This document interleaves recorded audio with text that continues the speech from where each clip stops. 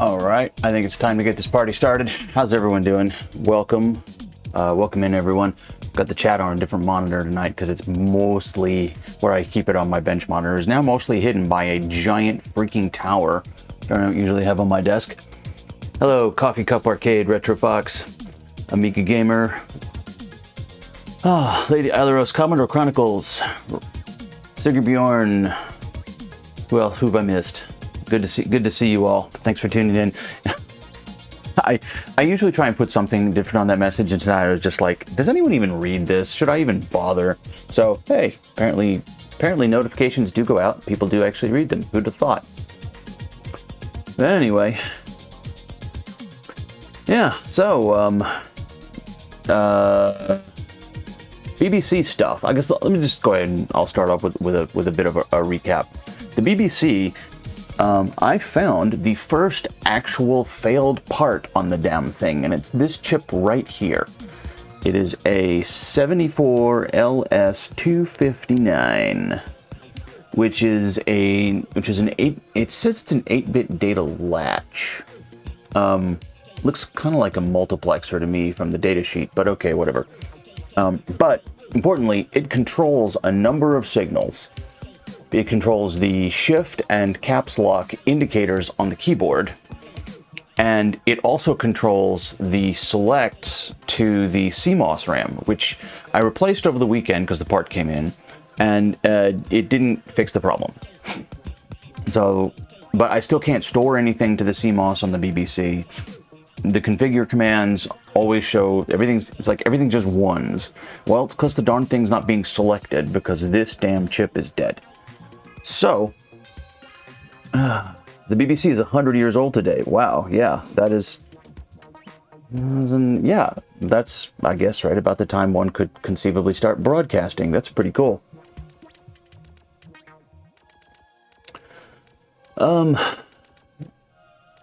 Very close. Ultima 6 installed into the final tweaks. Nice. Yes, the chip is not in my board. It is in my hand because I removed it. I removed it and I tested it, and I found the first actual dead part. So yeah, unfortunately, I don't have a lot of 74 series logic on hand, so I just ordered a bunch of stuff, and it'll come in maybe Friday. I ordered a giant assortment of 74 series logic from Jameco. It's the 420 chip kit. And it's got like 10 of everything and 20 of some things. It's kind of ridiculous, but I'm just like, you know what? I'm tired of ordering individual chips.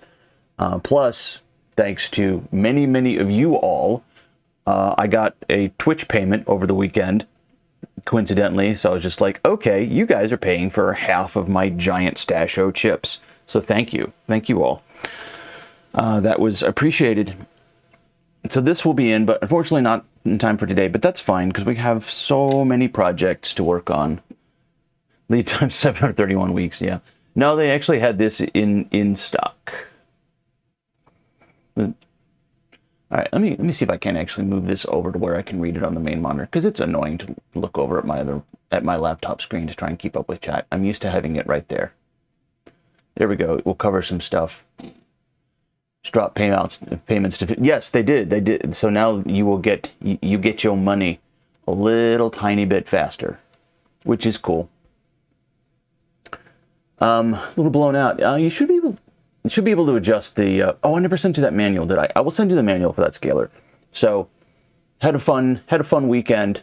Met up with a certain retro metal streamer that we all know and love, and we had lunch, and I offloaded a Power Mac G4, the one that I had done my mildly successful demo stream with, because I decided it's just not going to be, it's not my kind of machine.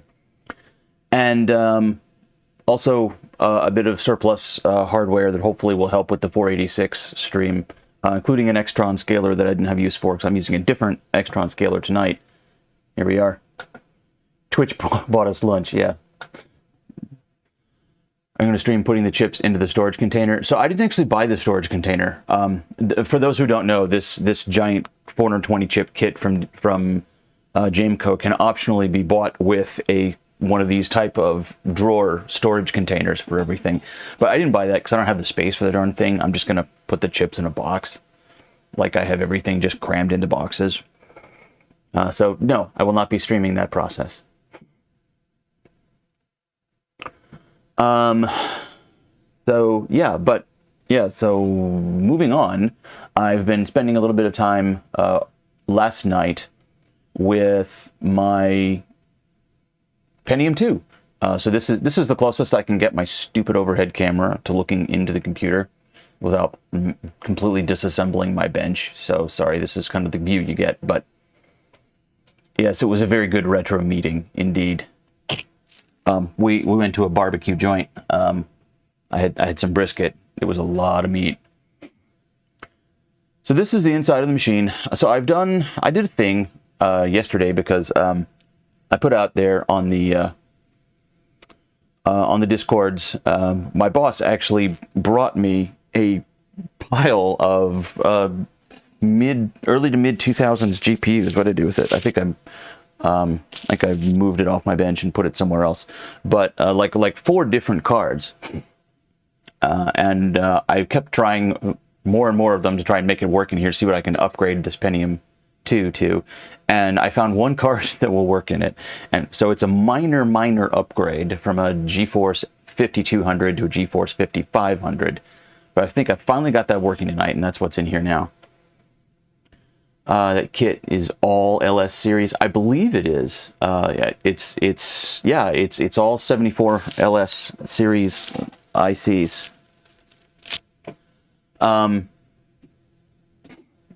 Yeah, Retrofox. Yeah, you saw the pictures. Yeah, it was very cool. There was a 6600 GT in there. Jelly Be Good, welcome. Thank you so much for the resub for 19 months. That's awesome. The new cards from Twitter. Yes, these are the new GPUs that I picked up. Yeah, random hole in the wall barbecue joint is not an exaggeration. Yeah, it looked like it must have been one of those top 100 video rental sites at one point. It's just a tiny parking lot with a tiny little building in it. Not even any indoor seating. But it was good, and most importantly, the food was great.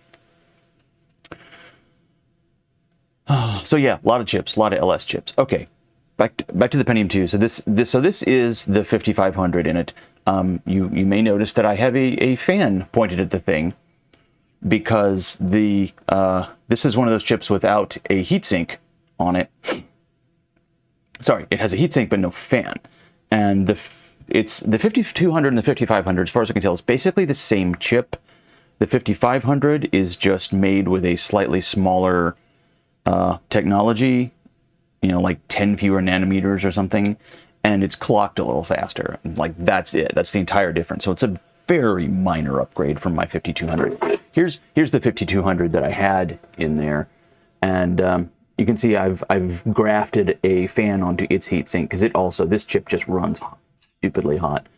This is also a card that I had to recap after it started leaking when I pulled it out of my collection. Well, actually, this one had completely bulging capacitors. This one was, I don't know where I got it from, but it was in bad shape. So I recapped it and put a fan on it. And this was my 3D card for my my big retro PC for quite a while.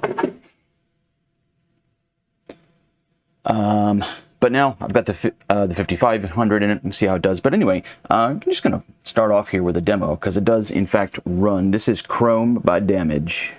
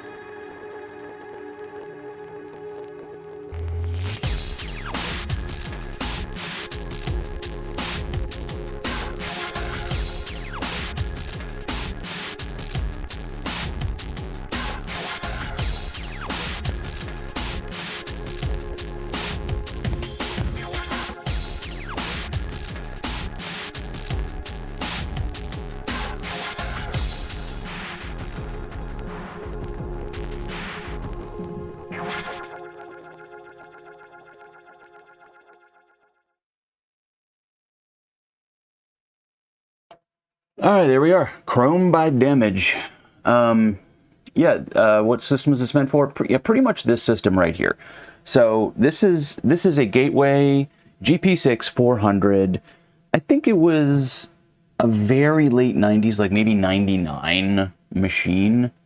Pentium 2 400, and that's a respectable machine. But a budget Gateway machine for 98 or 99. This demo came out in 2000. It actually took third place at the Party 2000 in the PC demo competition. So this machine is chronologically a little bit, it wasn't cutting edge for this demo, but the graphics card is from like 2003 or 2004, so it's punching a little bit above its weight in GPU land, even if the processor is a tad underpowered technically.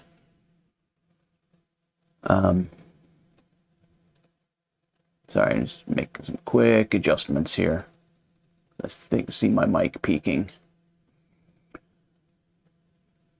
There's just a couple of places where you know, it's a little bit hard on the system. It could be CPU rather than GPU. I'm not sure which exactly is the deal.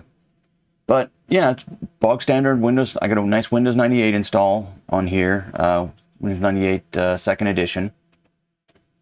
And I've got, let's see, our NVIDIA stuff going on here. Can get it to respond. There we are. So let's see what we've got here. Yes, Moo. So this was an interesting. You're not telling me anything. Not telling me anything good at all there. NVIDIA settings.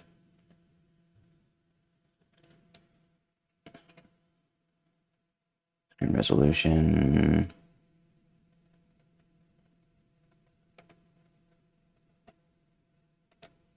I'm trying to get to where it'll show me some information about the driver, and I don't know why it's not.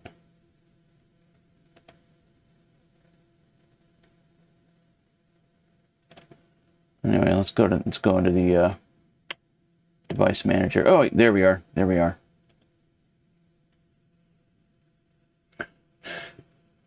Tried some interesting things while they owned Amiga, and in the end they were doomed. Yeah, I keep forgetting that Gateway owned Amiga there for a little while, which is just so trippy in my mind.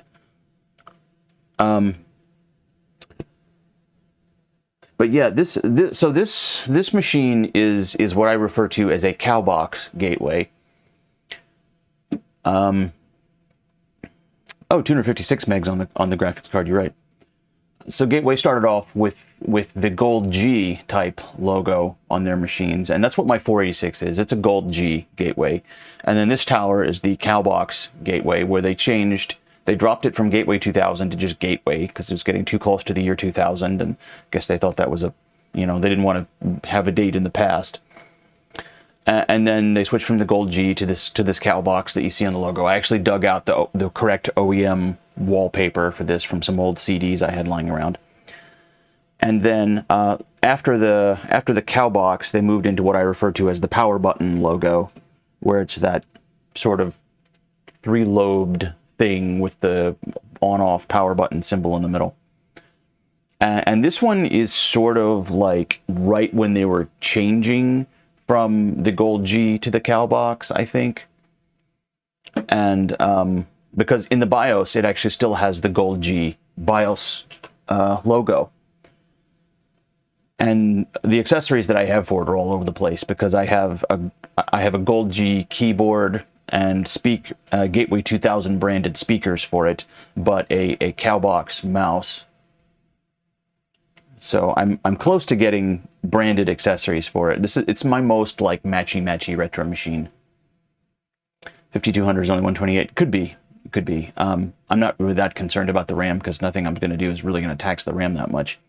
But okay, so this is what I was really looking to see. Yeah, it's AGP2X is the bus, and I think that's why I couldn't get my other cards to work in it, because I think the next one I have is all the other ones I have are AGP8X, and so this is a 2X slot. Makes perfect sense. So I'm going to be limited to GeForce 5. That's fine. That's what this machine is.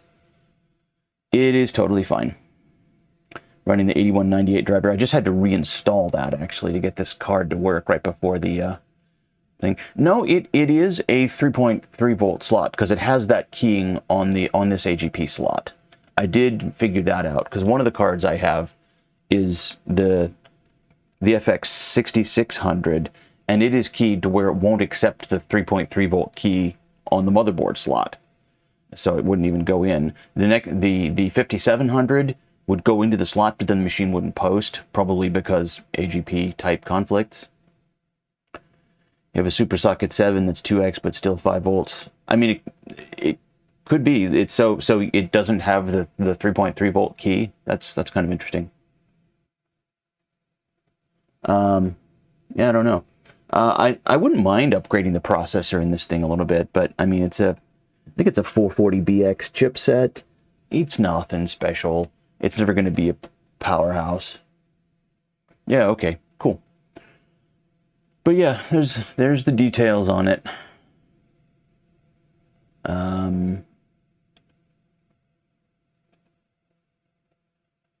Yeah. Blah, blah, blah, blah, blah. It's it's a budget GPU for sure. But it gives me enough stuff to be able to run some things. This is the machine that I play my Unreal on, which is definitely my favorite FPS. And I can just kind of barely play this with my motion sickness if I use a small enough monitor, which I've got. I've got a bunch of 15-inch monitors that I'm playing on. Let's see how it does on the opening fly-through here, now that I've reinstalled the drivers. Yeah. That's not too bad. Oh, except for that little hang.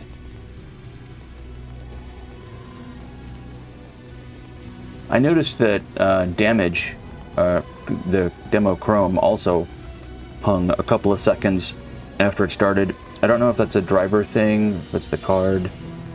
You know, this thing has literally been in a box in my boss's basement for a decade and a half, so... Yeah, it's totally doable. Yeah, the original Unreal was a great game. I loved that. I was working as a temp in the IT department of a local manufacturing company, and one of the other interns, temps, brought in a whole bunch of pirated discs, and one of them was Unreal, and we slapped it on some spare machines, and it was just like, it was mind-blowing. It was so good. And the software renderer on this thing was amazing too. You know, it was when I was still in early college, so it was probably 97 that I found this, and you know, we were running Riva TNT2s or something like that. Nothing compared to what even this graphics card here would wipe the floor with that old machine. But this game was really good, even if you didn't have an amazing machine to play it on. A Fragfest Pentium 2 versus G4. I don't know. You got dual 1.25 gigahertz G4s in that thing. I think you could take me, besides the fact that I'm a terrible gamer. I'm terrible at FPSs. Death matches anyway. I sort of sneaky plod my way through first-person games when I play them. I played multiplayer deathmatch stuff in college, and you know, paid the price for it academically because I played too much. See some Tomb Raider on this? I don't have Tomb Raider, sorry.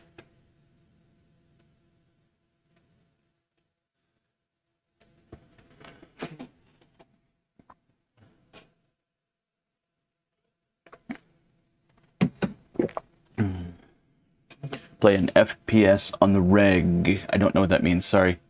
Torture of the particle effects in the bridge were so dropping. Yeah, and the reflections, and the fact that it did it all in software, too. I mean, you know what? I'm going to go in here. We're going to load it up again, and I'm going to change to the software renderer. Because the software renderer for this, regularly. Oh, yeah. Okay. You kids and your online terminology. Alright. Come up here. Go to our options. Preferences. We're going to... Yes. We'll change the video driver. And it will crash. Look at that. Authentic 90s experience.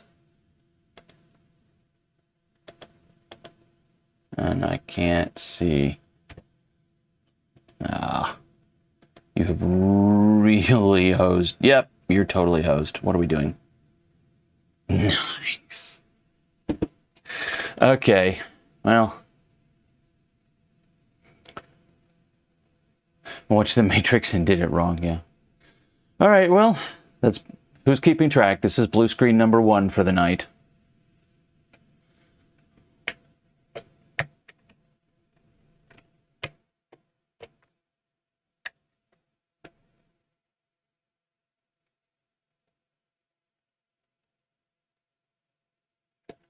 So yeah, there we are, GeForce FX 5500.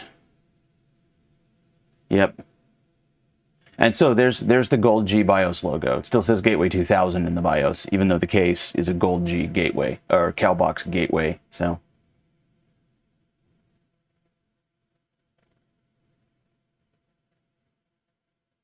I mean, I guess it's kind of a horrible OS, you know, like, if you're going to talk academically about operating systems, I can't imagine there's anything good to say about Windows 98. But I have such nostalgia for it. I ran it for so long.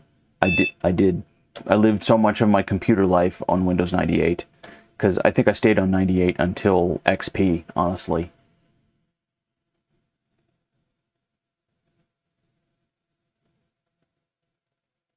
QEMM 386, nice. You'd be signing the wrong IRQ Sound Blaster. There's so many ways to hose a machine. So many ways to hose one of these old machines. Yes, Millennium Edition was absolute shit. I didn't have to support it, but we had it in the test lab, a place where I worked, because we tested our software on it. That and Windows 2000 and 98, 98 SE, 95, 95 OSR 2.5. All the variants. 98 was your last Windows install until 2019. I've pretty much been running some version of Windows forever, and then some version of some other operating system, Linux or BSD or Mac as well. 3.11, yeah. So among other things, I have my straight up MS-DOS Windows 3.1 card here. This machine has got a compact flash hard drive. So ever since I redid the driver install, redid this graphics install, now the boot up takes for freaking ever. It just sits here, and I don't know why, and it annoys the crud out of me. Old compact Presario, nice. Did anybody else ever hear that referred to as the Pretty Sario? That was what it was called in my circles. Originally moved to NT4. Yeah, the computer science department in my college made everyone run NT, but I was computer engineering, so I could choose whatever I wanted. Vista. Ugh. Is it running? No, it's just sitting there. Like, there's nothing behind the BIOS screen. It's just freaking sitting there, and then it finally boots Windows. Your free Windows 7. Yeah.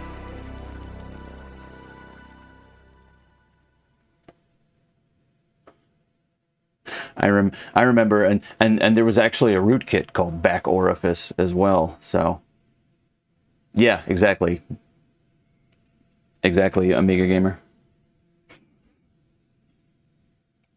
All right, dare we try Unreal again? Let's see. I think there actually is a way to launch this like directly into the setup. Maybe I could have done that instead. I don't know. I'll give it one more try, because the software renderer here really is amazing.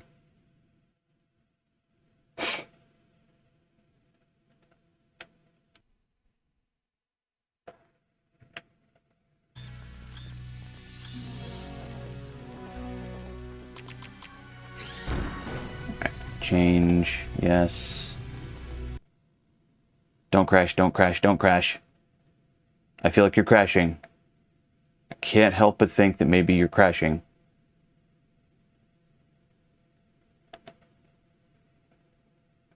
Aha, there we go.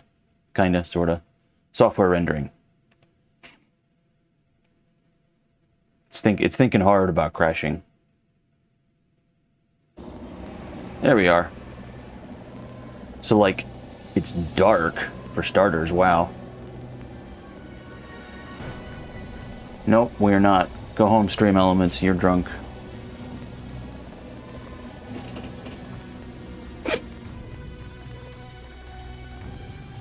But like a very respectable frame rate and pretty decent quality too.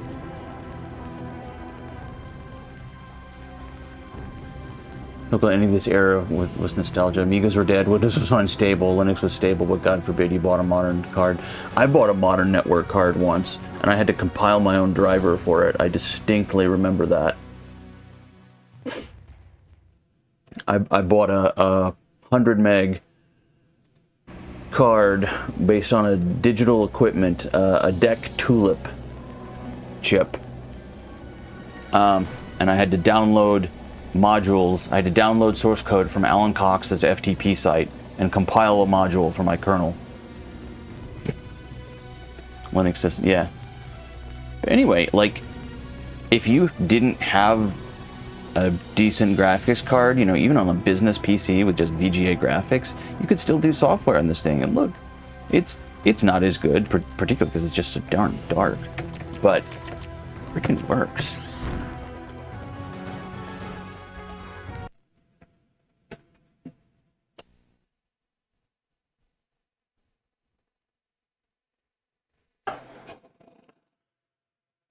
Manage SCO for a finance network. Oh, I'm sorry. That sounds very bad. I'm glad I did not have to manage SCO. SCO Unix beware, as we referred to it.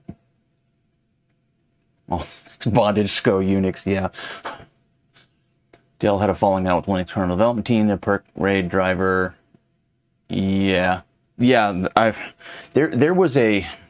There was a whole, maybe multiple generations of Dell perk cards that were just so bad, and I was always trying to run Unix on one of these things, and yeah, they were just awful RAID cards.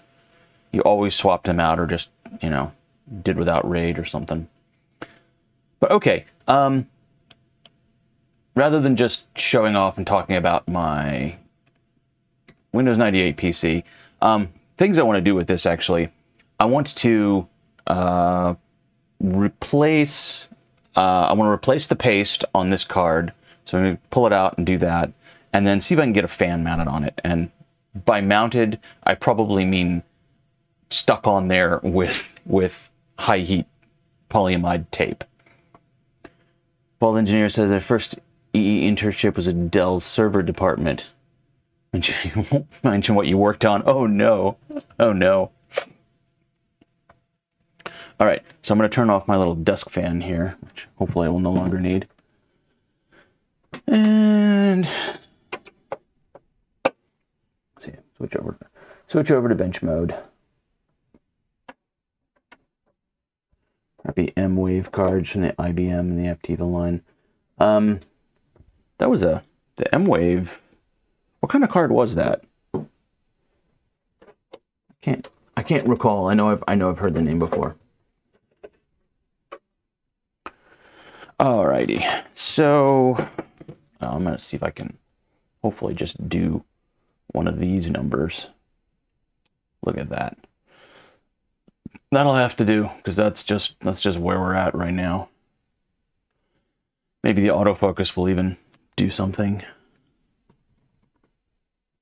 Or I can fire up the camera settings and mess with it.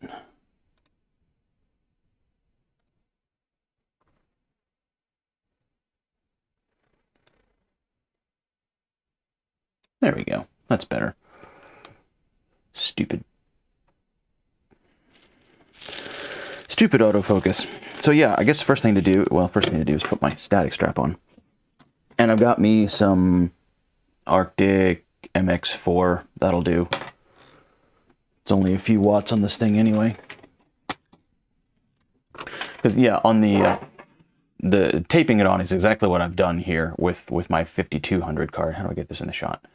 You can see this is it's just on there with crap down tape and plugged into the fan header. Because the card, and this card is exactly the same way. Like, there's a fan header on the card. The OEM was just like, no, we don't need a fan. It can run at ADC. It's totally fine. It's not totally fine.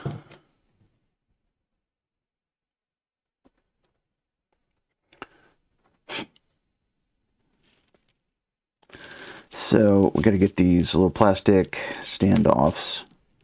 See if I can do this without breaking them. I bet I break them. I bet I break them doing this.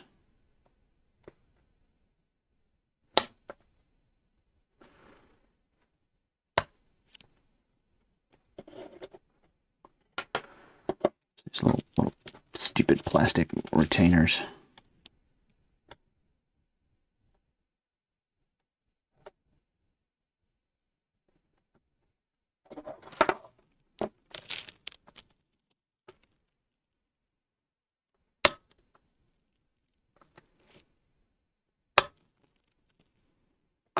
Oh, come on. Come on. There we go. Yeah, that's my joking name for non-branded generic polyamide tape. All right, there we go. Crusty old thermal grease. So we're gonna get our isopropanol. Oh, I am almost out of Q-tips. I need a moment to go find more.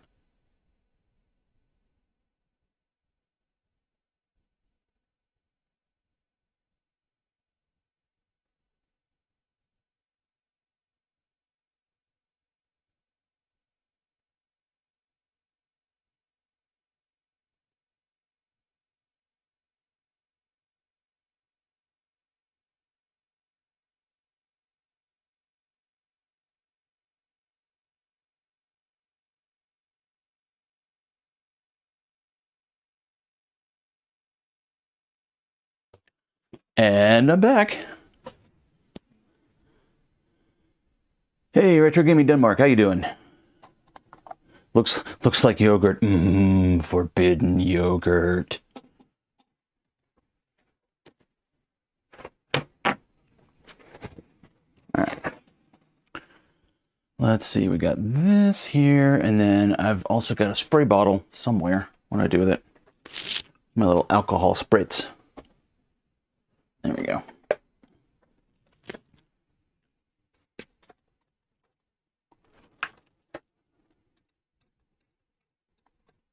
Let that start loosening it up a little bit.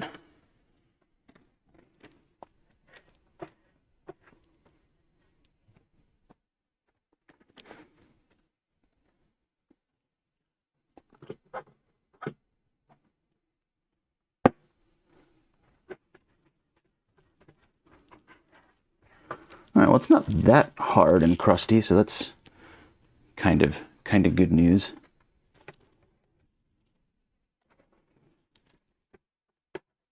I don't have to scrape it off.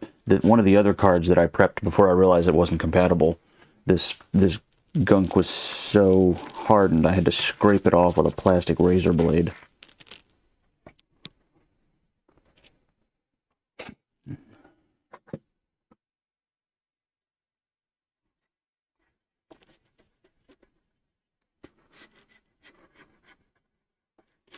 So we got a big package here, and it's probably a considerably smaller die underneath this package, and who knows what the thermal interface is between this package and the actual die. All this work to improve thermal contact and is stuck in a cramped case with stupid flat ribbon cables. Yeah. The card. So this is my GPU. I'm upgrading the GPU in this machine in TES. This was the GeForce 5200 that was in it before. This is a GeForce 5500 that I got from my boss. It's a very minor upgrade. The 52 to the 55. It's almost not even worth doing. I think it's maybe I read a little bit about it online, and it looks like it's somewhere between a 5 to 8% performance improvement, mostly just because of the higher clock speed on the 5500. There's almost no difference between the chips.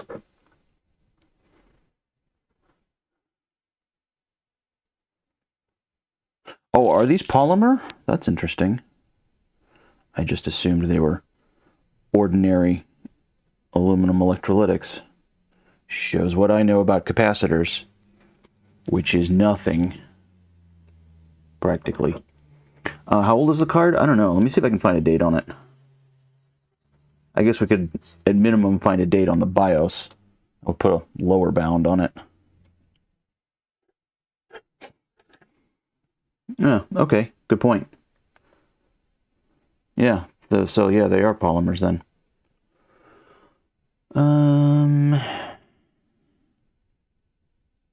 Looking for anything that looks like it might be a reliable date code. Not seeing it. We'll look at the BIOS date. Anyone who wants to look it up, it's a Is it a PNY?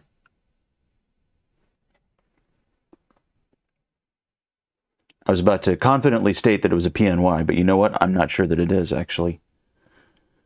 SFAG52 Rev H1. Here's another part number, SF8855DT. So I don't know what the manufacture date on this card is. It was certainly a budget card, so it could have been made well after the 5500 was no longer state-of-the-art. So it could be a relatively modern card with an old budget chip on it at the time. 2004. Yeah, okay. That scans. I think this was probably about a 2003 chip, maybe then. But anyway, yeah, let's get some fresh paste on this thing for all the good it will do, since the actual die is trapped underneath this package. This is the point where serious overclockers decap the chip and get down to the die, but not that interested.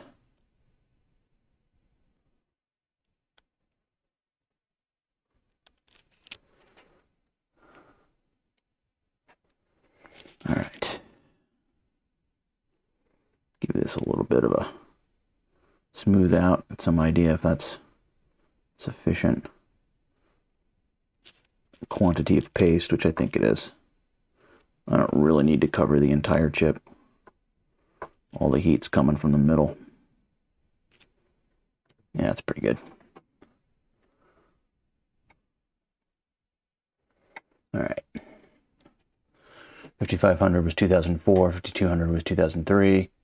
Just an overclock 5200. Yep, exactly. That's exactly what I read about it, Antaeus. It's hardly worth going through the trouble to do this upgrade from the looks of it.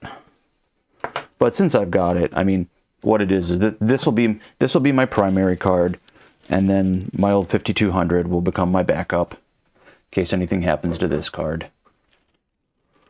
It's important to have spares for these old machines. All right, try and get some of this thermal compound off my finger.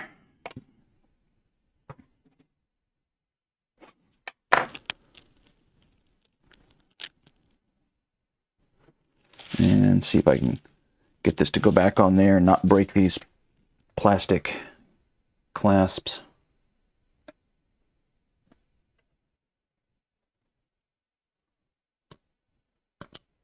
All right, that goes in. Goes in. There's definitely white marks where I have deformed them, but hopefully it will stay on there. Okay. This will get a little bit of a wiggle. Get that thermal paste do its job. Version of the 5200 that are restricted memory bus. Which pattern is worth getting as a wider? Yeah, I don't know. This 5200 is the 128 meg. No, sorry. This one's the 256 one as well. So this is not the restricted memory 5200. And this 5200 is actually a nice, like, this is a genuine PNY, right? So this was a quality card, despite the fact that that the capacitors on it bulged very badly. So let's see. I'm gonna well, you know what? I could just reuse the fan that I had on my 5200, since this is basically taking over its job.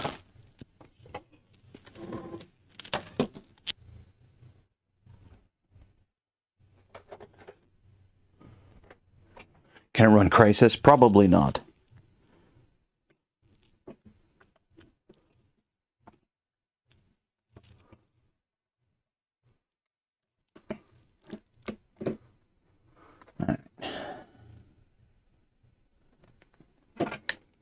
I should come up with a better way to mount this stupid thing. But for now, this will keep the card from burning itself to death. I'm hoping it hasn't already burned itself to death in service to the previous owner.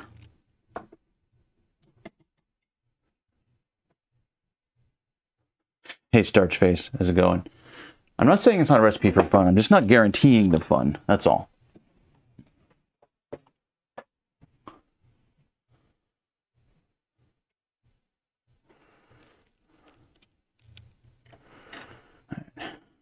Need to do something. Need to do a little bit of cable management here. This fan is stupidly stupidly long cable.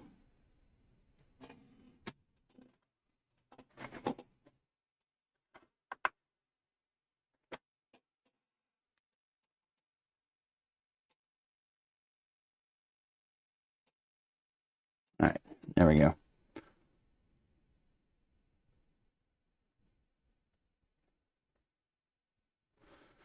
Just wrap it in a bit of a zip tie or a twist tie there. That should do it.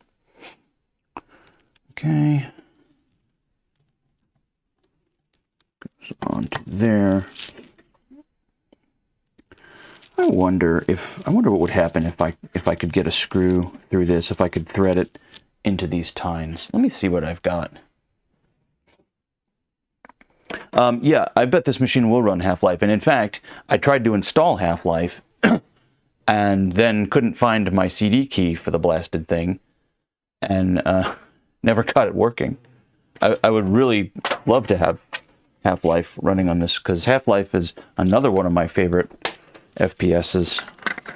Again, not in any sort of multiplayer context, just playing through the original single-player campaign.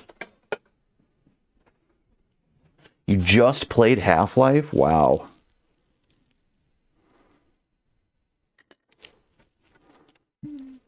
See with this. All right. Need a much longer screw. That's going absolutely nowhere.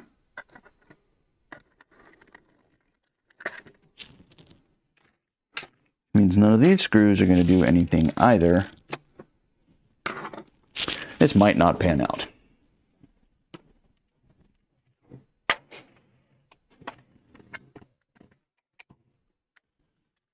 Oh, this might be something. Oh, this is going to be absolutely horrific if it works.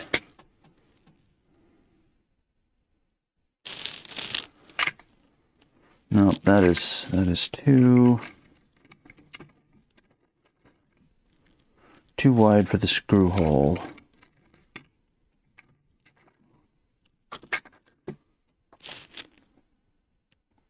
Yeah, no. Half-Life 2 release, discussed it with the Steam platform. Yeah, I was not a fan of Steam for a long time, but then I finally bit the bullet to get a few games that were only available on Steam, because it's kind of the monopoly. Doom Inside Notepad, I saw that. It sounds kind of crazy. Steam's a lot better now than it was at the start. I'll bet it is, yeah. Run Doom on a pregnancy test. All right, if you're talking about Foon's video, he wasn't actually running Doom on the pregnancy test. He was just displaying it on the display from the pregnancy test. The pregnancy test itself was not running the Dooms.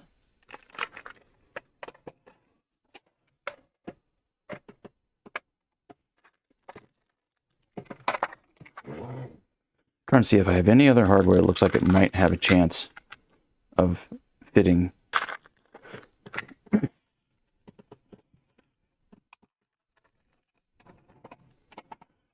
Being the right length and width.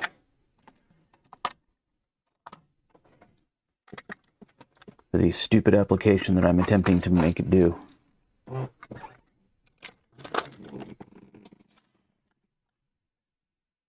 No, there's nothing in that drawer. All my drawers of rando hardware. Actually, playing it's mostly display. Okay, I haven't seen the details on running Doom in Notepad. No, all right, same deal. That ain't gonna work. This was probably the right diameter, but I bet I won't thread into anything worth a darn. Wait, will it? That would be kind of cool if this worked. Basically just taking a fine pitch screw, threaded into these tines, and it bends them over, making its own fake threads. Oh yeah, that actually works. Look at that. It's exactly what I did on the heatsink for my 486 PC as well.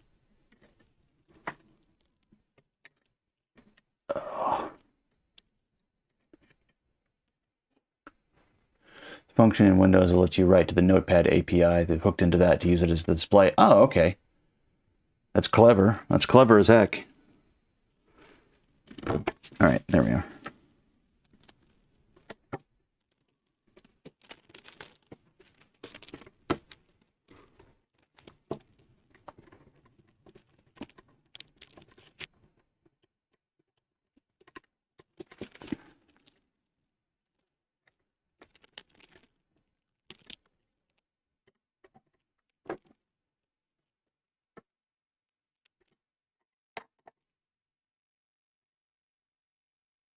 Oh, come on. Please don't be just the tiniest bit too long. Oh, no. I got room to thread you in. Okay.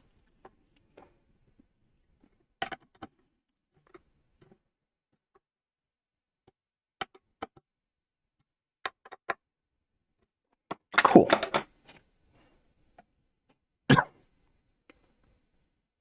If you remove the Windows Store Paint 3D app, Notepad doesn't work. What? Yeah, that sounds like some seriously broken stuff to me, too. All right. New paste. Fan installed. Let's go. Let's see where we are now. This.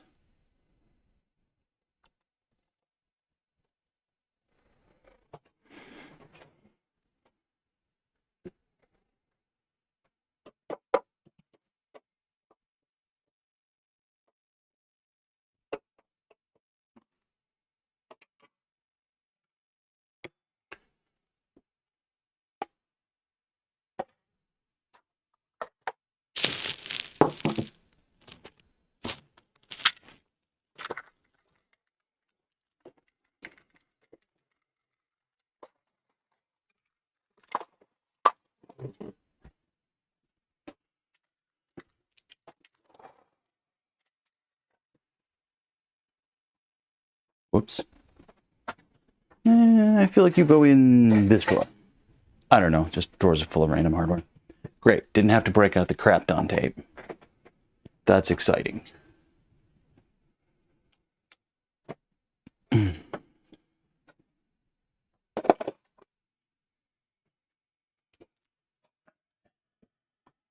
Reconnect the video. Let's see what it does.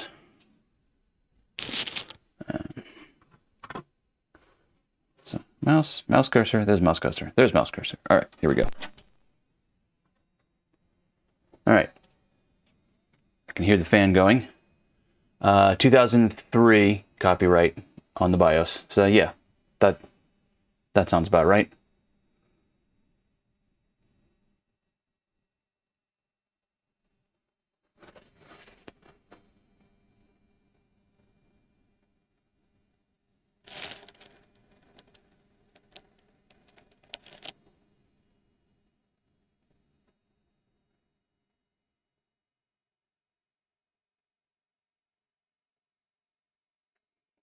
Yeah, no, it's less than 20 years old, right? SCSI, well, so it's the last machine I have that has SCSI in case I ever need to access any SCSI drives or do anything SCSI.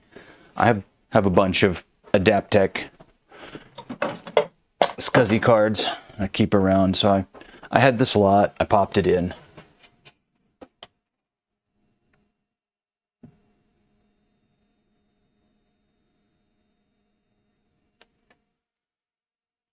All right, the sound from this fan is mildly annoying, not gonna lie. I feel like it wasn't this bad on the old card, but maybe I just didn't notice because I had the case closed. My least favorite connection standard.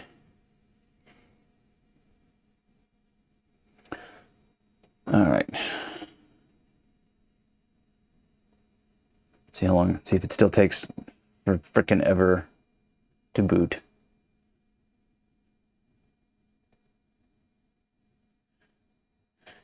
I like the idea of USB. And I like USB because it was basically invented by one of the people who invented the Atari 8-bits. So that's another good thing USB has. But I don't know. There's some lousy implementations.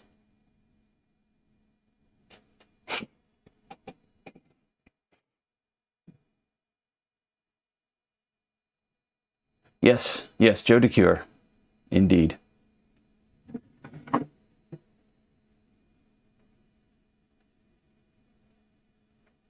Just watch Windows attempt to load. Universal Serial Bus is an option to use two USB at the same time for bidirectional data transfer. Doesn't that make it parallel? No, that's just bidirectional. 8.2 megs on the E2000. Wow, 8.2 megabytes per second on the A4000. That's really good. That's really good data transfer. Oh, come on. What the hell? What the hell, machine? What did you miss? No, you missed more of this shenanigans, Amigos Retro Gaming. More of my Windows 98 machine being Windows 98, basically.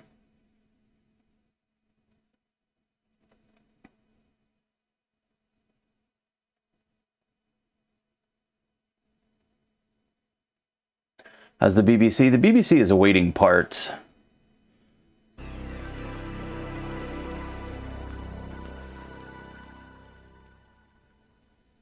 Well, I mean, clearly my sound card works. Of course, that was digital, not MIDI that it was complaining about.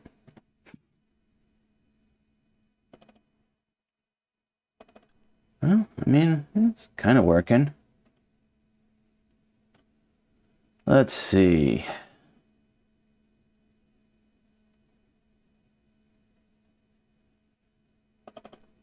Let's run another demo about.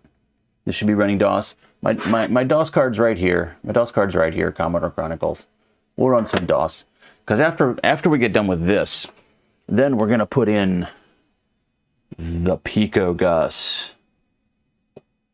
And we're gonna do some DOS, some high-end DOS demos.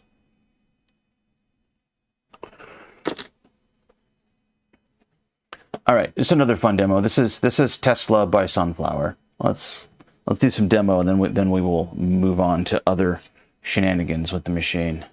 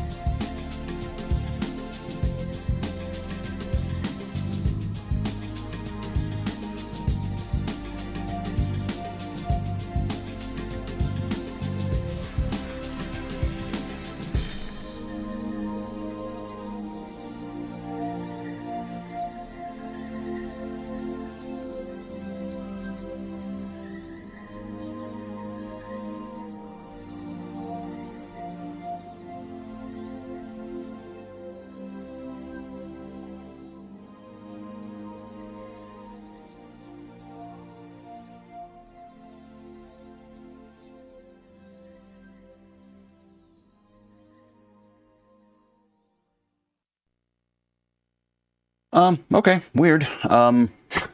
If it was clipping, I should have heard it on my end, but you know what? I will go into the scaler here, and let's see. I think it's on input configuration. Audio gain is up a tad. I can turn that down. Make sure I'm not clipping on the way in. Sorry about that. Which is really a shame because that's a really good. The soundtrack is one of the best parts of that demo. I'll have to go. I'll go back through and listen to the VOD. Sorry about that. All right. Well,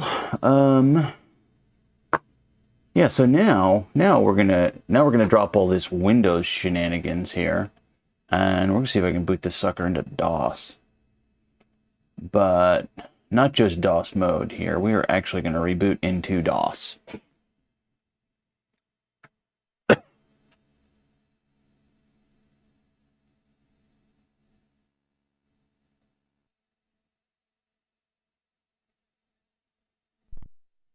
Okay. So now we will eject our Windows 98 CF card, pop in our MS-DOS CF card.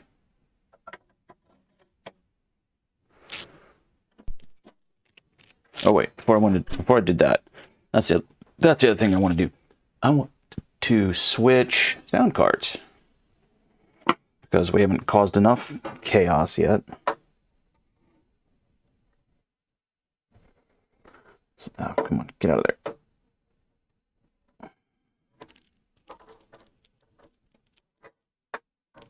Okay, there we go. So I'm going to pull out my Sound Blaster AW32, which is a card I have had since college. This is such a great sound card. What did I do with? There we go. Little static bag to set this on.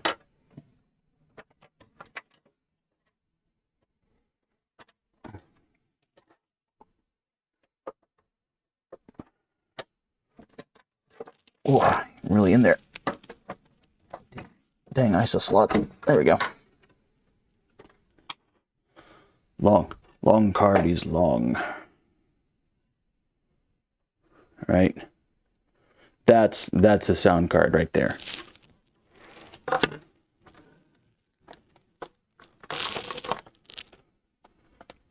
right, we'll set you aside, and we'll put in the Pico Gus. So this, for those who don't know, is a card designed by Ian Scott, Ian Polpo, sometimes he pops in here. But it's using a Raspberry Pi Pico to emulate a Gravis ultrasound. All right, see if I'm going to try to switch in the Logitech back in autofocus. Yeah, a Pico Gravis. So it is, it's emulating an entire Gravis ultrasound on the Raspberry Pi Pico and the RP2040 using this DAC for audio output. Paid a lot for an AW32 back at release and doubled that on populating the RAM for sound fonts. Yeah, I've actually got 8 meg in mine, which is what I had in it back in the day. So, see if I can jam this thing deep into the ISA slot, and we will boot up the DOS install, see if we can run some demos. I was messing about on my 486 with this card, but there's a few demos, actually surprisingly, that still DOS demos, but they want a much more beefy machine. So we're going to try it in this Pentium 2, see how it goes. Your Audigy 2, that's cool.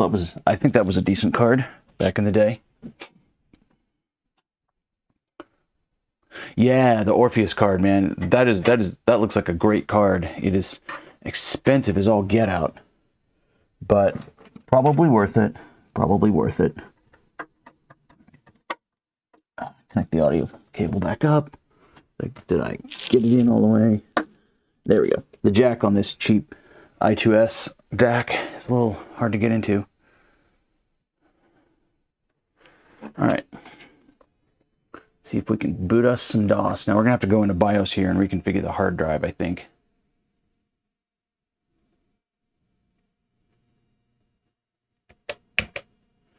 Sound Blaster Limes, they're terrible at updating drivers. Huh. That's a shame. I don't recall feeling like I was ever having driver issues with my Sound Blaster. But that was a long time ago. I mean, I definitely had the real AW32 drivers on Windows 98 and the sound font managers and all that good stuff. I still have somewhere a port of Final Fantasy VII to the PC, and it came with custom sound fonts for the Auth32. It was pretty badass, and it sounded amazing. All right, IDE configuration. All right, it's already picked up that it's a 1 gig card. Great. I thought I was going to have to convince it to change cards.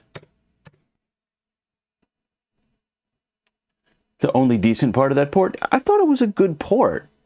I played it. I bought a Gravis Gamepad Pro, which was basically a PlayStation controller. No analog, original PlayStation. And then I bought a Voodoo Banshee, 3DFX Voodoo Banshee card, and I already had the Auth32, and I thought it was an amazing port. I really did. My brother had the game on PlayStation, and the OpenGL 3DFX support for it, not OpenGL, 3DFX support for it, it looked really good, I thought. All right.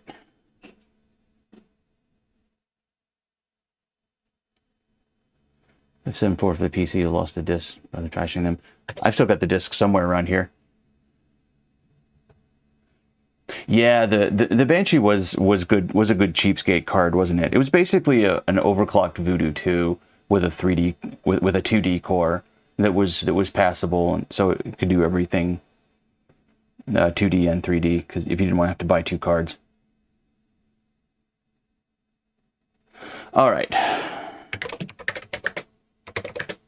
Now let's see if I can figure out. I've got to figure out how to make this thing work. Looks familiar. Yeah, exactly. All right. We're gonna start off with some DOS demo goodness. Hopefully, I have no idea where the volume levels are set on this thing.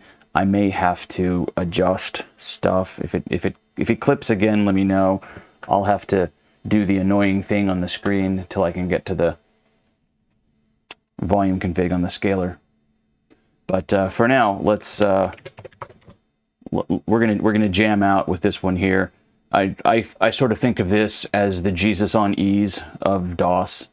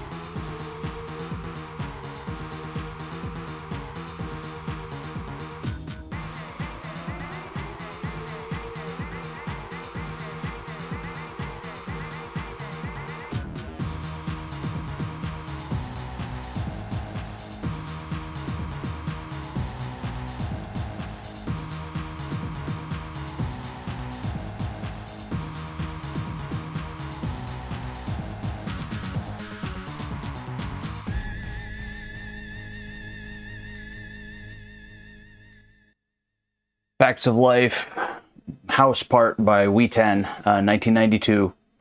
Let's see, first place, well, the full demo, first place at the party, 1992. So very old, absolutely would have run on the 486, but I don't know, just kind of silliness. So, all right, maybe I've solved the audio crackling issue. It looks like maybe it was actually looping back through my sound card and coming back at OBS again from the monitor output. I don't really know. I'm gonna remove the audio attenuation in the scaler. See how it goes. All right. Let's see. Oh, Paper was another one. So this is a 64K that kind of ran on my 486, but I'm really curious to see how it runs on a much faster machine. This is clearly a Pentium demo, but it's a 64K DOS demo by Statics and Vic. I'll look up the details while the demo is running.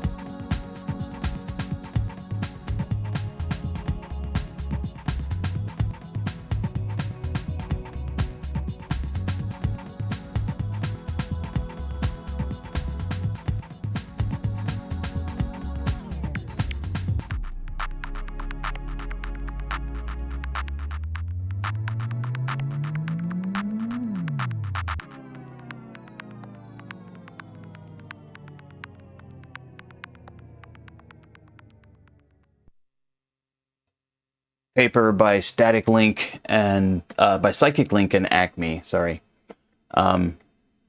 Statics, the main coder on this one, running a little fast there at the end.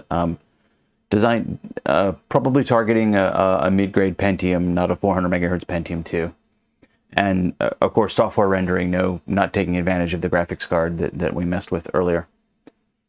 But it was good seeing it. Undertone in the demo sounds like a cat growling.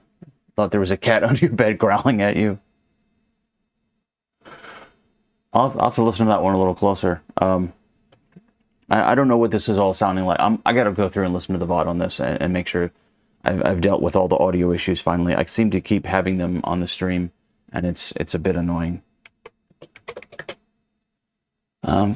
This, of course, this is testing for the Pico Gus. So I'll shoot Polpo the URL and let him take a look at it, see what it's doing. So I'll see if there's anything else I definitely needed to run. A bunch of this stuff just flat out won't work yet because there's some broken DMA support in the emulation. Oh yeah, audio issues. It's like par for the course with OBS. I have a pretty complicated audio chain with my stuff, so I can totally understand where it might be broken. Backslide 7. So this is one that I could not get running on the 486. Not sure what the GNSB version is, but this is another 64K. And let's see. I might have to kill this one if it starts up with the graphics all wonky. We'll know very quickly. But I'm pretty sure the audio support is solid on this one. We'll see. But again, it didn't run properly on my 486. 46 was clearly underpowered for it. Let's see what we get.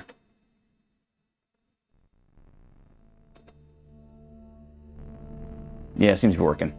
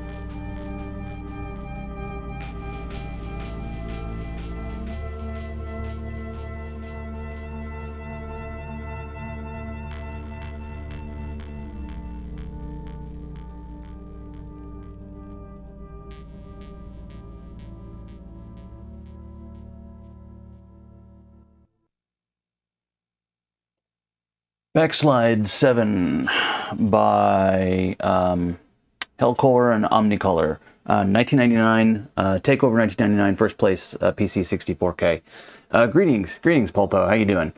in Pulpo, the creator of the PicoGus, which we're running through right now. So that was, these are DOS-Gus demos. Now this demo actually did get a Win32 port, but this was the original MS-DOS unaccelerated software VGA version.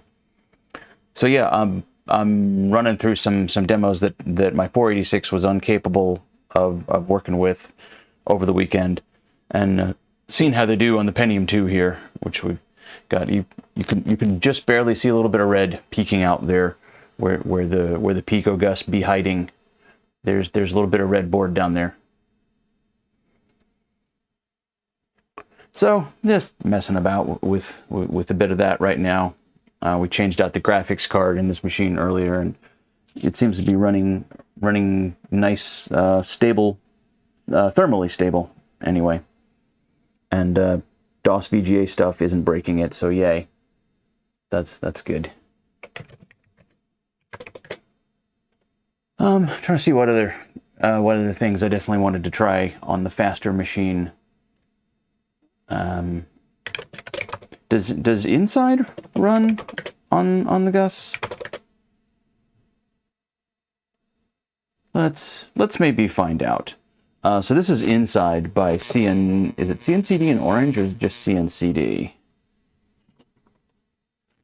I think it's just CNCD. So this is a 1996 demo. Again, a little bit on the edge for my 486, and then this machine throws way too much at it. Run setup to turn off DMA, which I've done before because I did run it. That's right, I did run this on the 486. Set up select sound card. We'll come down here to the Gravis Ultrasound, the GF1 version, 240, 3.5, and they'll turn off DMA for sample downloading because the DMA currently is not happy in the emulation code. And see if we can run it.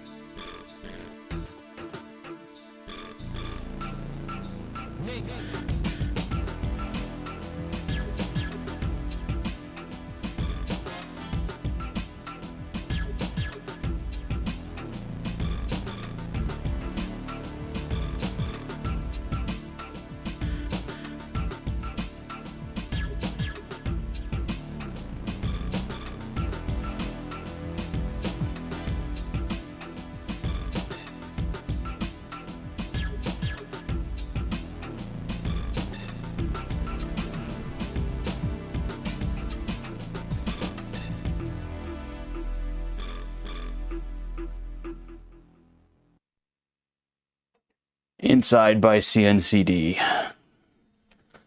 Yeah.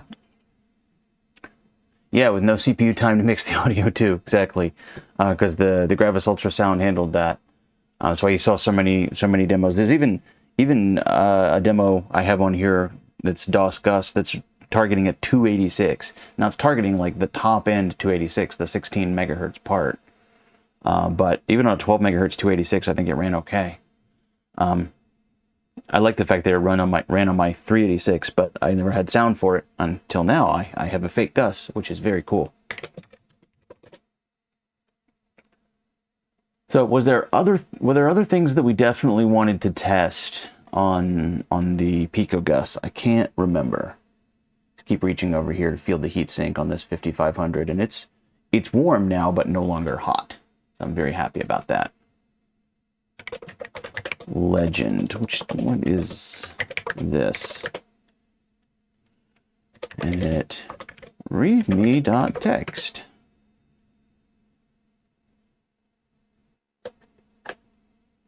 Oh, all right. It has its own. It has a text file that tells you to run this. Oh, yeah. This is the 286 demo. I wonder how it would run on a Pentium 2. Dare we try it? 640K of conventional RAM. I think I got that. There's when your computer may slow down. I do have high mem running, but blink and you'll miss it. All right, let's find out. This one should be configured already for the Gus because I did that before. All right. Legend. See how the timing works.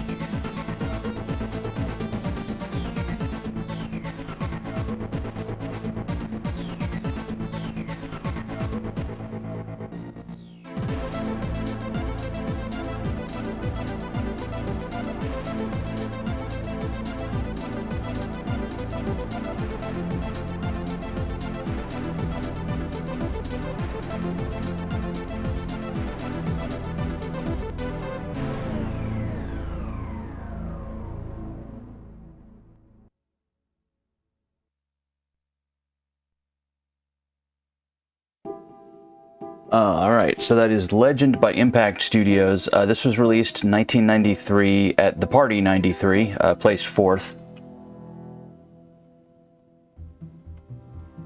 And there they are complaining about everyone targeting a 486. But I mean, targeting a 486 in 1993 was a bit ballsy, but you know, it's the demo scene, so fine. People gonna target the latest stuff. And they're like, take your 486 and shove it. Here's a 286 demo. I don't know what this looks like on 286. I never had a 286 to run it on. Yeah, exactly. Gotta have something to run on the $5,000 486. And ultrasound only, of course. So, super happy to have this Pico Gus. It unlocks a bunch of demos. All right, more of the usual coders bragging about their code.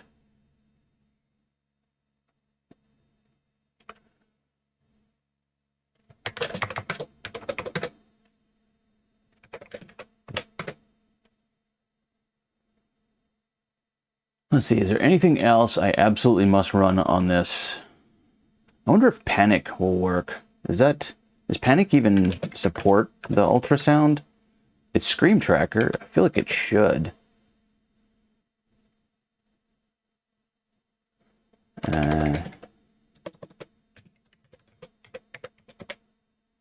Panic is Sound Blaster only. Okay.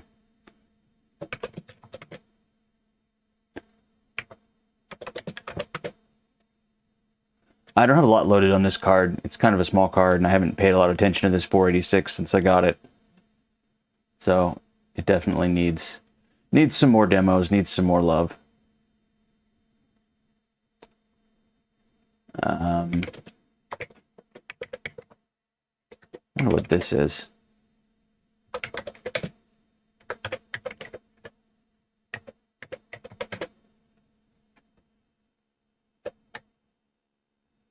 There's an orange demo that runs. Oh, okay. You must have told me to run that one then, because I don't remember what that one is. What is this? This is just information about your group. You can go away.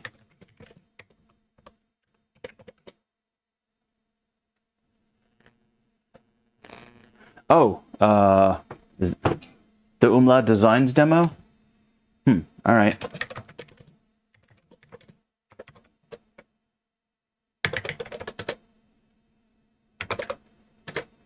Let's see if we can... Let's see what it does. Let's see what it does.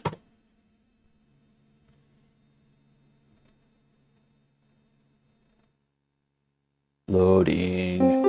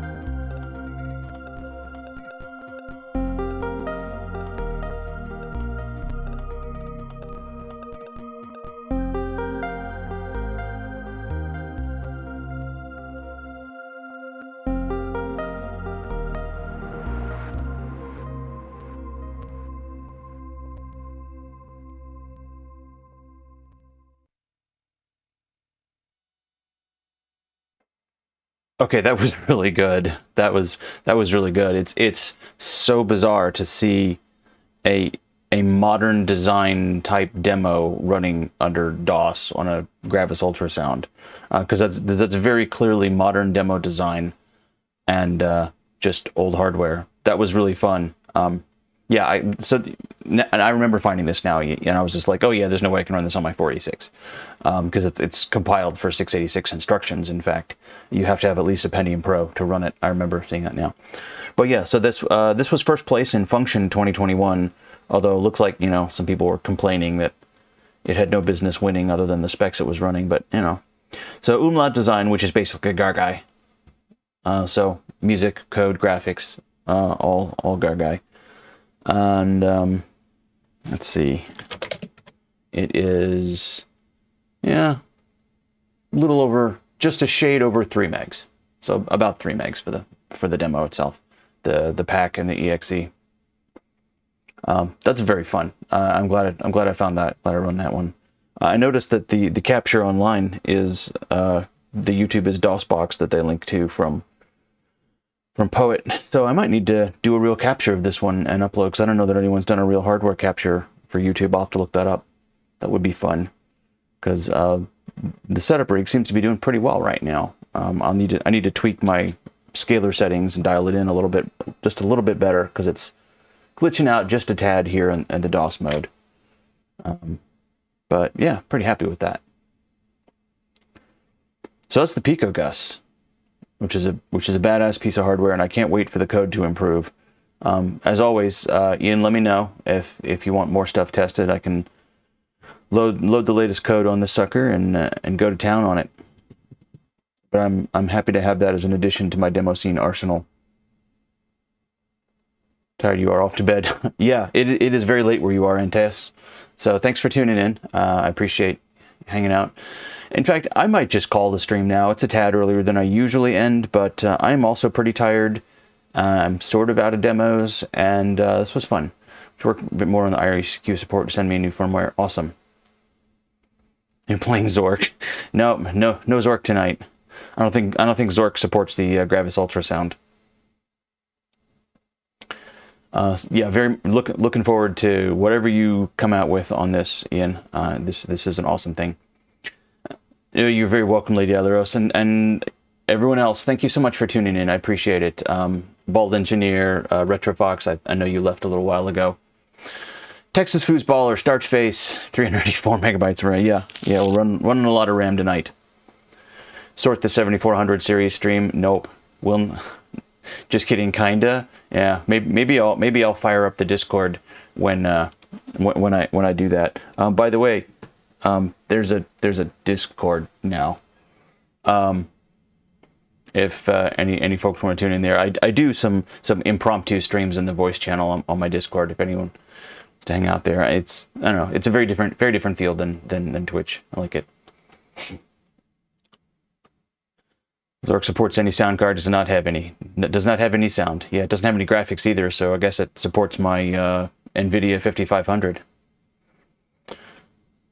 Anyway, thanks everyone for hanging out. I really appreciate it. Amigos Retro Gaming, Texas Foosballer, Lady Alaros, Antaeus, I know you left anyway. Bahamut Jiraiya, good to see you all again. Sigurd, of course. I'll try to make some more of y'all's streams, you folks who do the streams. Be on the lookout for more stuff. Hopefully I get the 7400 chips and can continue working on the BBC. I've got this board hanging out right here, and it is missing, where is it? This lovely chip right here. So that's the one that I pulled earlier, and it's the first time I've pulled chip off this board that actually was failed. So very good to have finally a fault found on the board.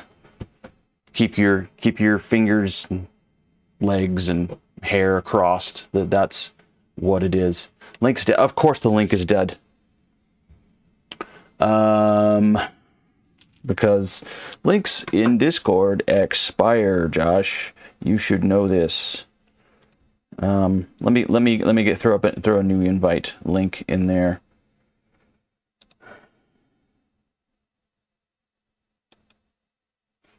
See if I can do this here. Try that one.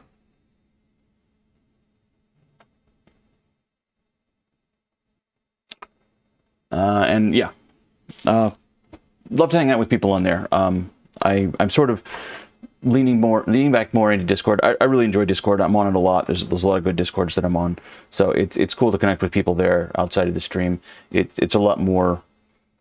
You know, you can actually have longer running conversations and stuff that you just can't do on Twitter. So yeah, cool. Hope to see folks there. Hope to see folks next week. Hope to see Chips coming in soon. I have a Blizzard 1230 on the way for my Amiga, so we'll definitely be doing lots of fun with that when that comes in. Still need to find an FPU for it, but for right now, I guess we'll go FPU-less. The BBC, there's one more project I have in flight, and I can't remember what it was. I don't know. I'll figure it out. But in the meantime, let's see. Is there anyone? There's probably not anyone on to raid at the moment. Oh, Proton of Finished Gold doing some software and game development. Maybe we will go over there and do a raid. So we'll go say hi to Proton, and have a good week, everyone. Stay safe. I will see you all around.